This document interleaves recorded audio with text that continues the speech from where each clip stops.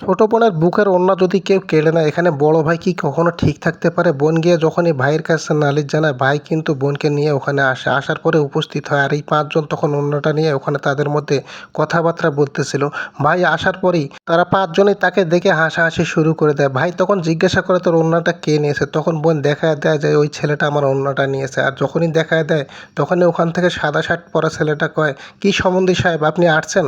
আমরা তো আপনাকে আপ্যায়ন করার জন্য এখানে বসে আছি। আপনি আসছেন যখন ভালোই হলো। তারা ৫ জনে তখন তাদের কাছে আসতেছে।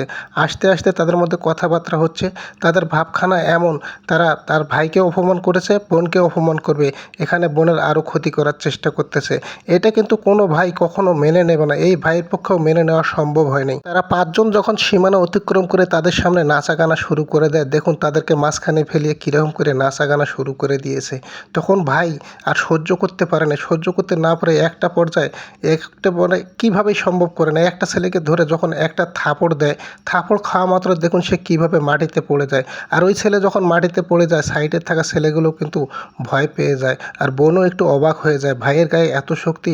আরেকটা ছেলে যখন তাকে থাপড় মারতে চায়, তাদের দুজনকে ধরে দেখুন কীরকম করে ভাই মাটিতে ফেলা দেয়। এই দৃশ্য যখন বাকি ছেলেগুলো দেখতে পায়, বোনও দেখতে পাওয়ার পরেই বোনও অবাক হয়ে যায়। আরেকটা ছেলে মোটরসাইকেল নিয়ে ওখান থেকে পালিয়ে যায়। সে যখন পালিয়ে যায়, যে ছেলেটার কাছে ওড়না আছে সে কিন্তু তাকে ওড়নাটা দিতে আসে। আর ওড়না যখন দিতে আসে, তখন ভাই কয় যে তুই এই ওড়নাটা পর, তুই এই ওড়নাটা পরে মেয়ে মানুষের মতো নাচ, নাচতে নাচতে এখান থেকে চলে যাবি, নাহলে তোর হাড্ডি গুড্ডি একটাও আমি রাখবো না।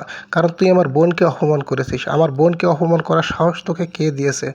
তখন কিন্তু ওই ছেলে বাধ্য হয়ে, দেখুন মেয়েরা যেভাবে শাড়ি পরে ওইভাবে ওড়নাটা পরে। ওড়নাটা পরার পরেই সে দেখুন কীভাবে নাচতে নাচতে ওখান থেকে বিদায় হয়ে যায়। আসলে এরকম বখাটেদেরকে এভাবেই কিন্তু শায়েস্তা করতে হয়। আর বোন এইটা দেখার পরে একটা মুচকি হাসি দেয়।